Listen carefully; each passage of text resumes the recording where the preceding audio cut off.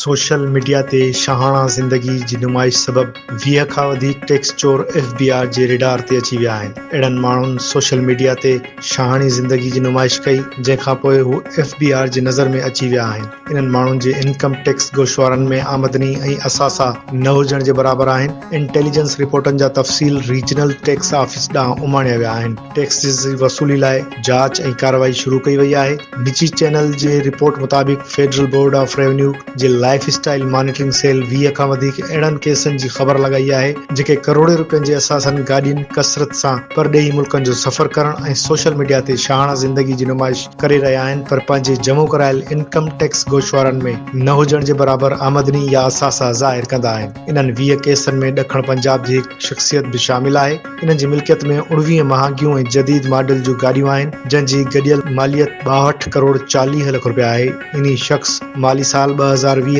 जे पंहिंजे गोशवारनि में सिर्फ़ हिकु गाॾी ज़ाहिर कई आहे, जंहिंजी मालियत 10 लख रुपया ॿुधाई वई आहे। हिन माली साल 2021, 2022 ऐं 2023 में 3,75,000 जी टोयोटा यारिस गाॾी ज़ाहिर कई, पर 2024 जे गोशवारनि में गाॾी जी मिल्कियत जी खाने में पैसा न भरिया विया आहिनि। हिकु डिजिटल मवाद ठाहींदड़ ट्रेवल व्लॉगर बि इन्ही 20 केसनि में शामिल आहिनि। हिन बि केतिरनि ई मुल्कनि जा दौरा कया, पर जॾहिं FBI इन जे रिटर्न्स जी जांच कई त ख़बर पई त इन्ही न सिर्फ़ 4,90,800 रुपया आमदनी ज़ाहिर कई, हिन 3,90,000 रुपया ख़र्च जी मद में 10,90,000 रुपया असासा ज़ाहिर कया।